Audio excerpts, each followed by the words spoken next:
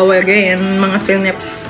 So kahapon gumawa na nga ako ng trending na Japanese yogurt cheesecake. Basta na chill na natin siya overnight at ito na siya.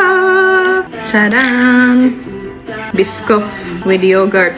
So kailangan i-try na natin siya kasi katapos na namin mag-dinner. Ito na ang aming dessert.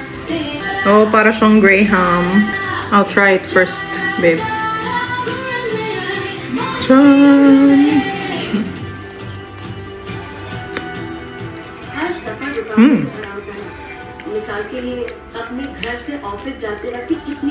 Sarap din, babe.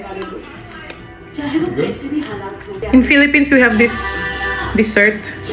We call it mango Graham.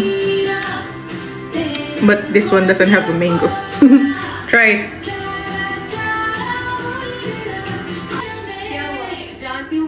Sweet and sour balance. How was it? Parang disappointed ka ah. No. You don't like it? It's good. It's okay. Really? No, though. Huh? Because the yogurt is sour. Sour? Because it's plain yogurt. So how will you rate it? 4. 5! Ang baba naman. I'm a chef. I'm a chef. Ang baba ng rating ng chef natin. Hindi niya bet to. Bet ko naman siya, konti. इस इंटरव्यू से कंपनी का अच्छा प्रमोशन होगा सब ठीक से Para sa akin, अभी सारे I'll rate this as अभी जितना है उससे काम एक्स्ट्रा फंड्स का इंतजाम हुआ तो 7. Okay, Roshan. Not bad. But I like the mango Graham more. Guys, Yun lang. nice. Try nyo na din para malaman nyo kung masarap ba talaga siya o hindi. Pero I keep on eating it.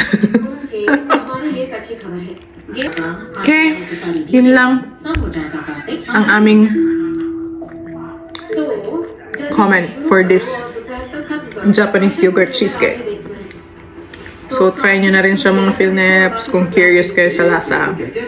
Thank you for joining us in this video. Thank you so much. See you in the next one. Bye bye.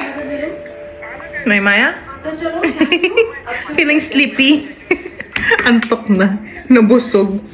Sige na. Babu. Sige na. Bye-bye. Bye-bye.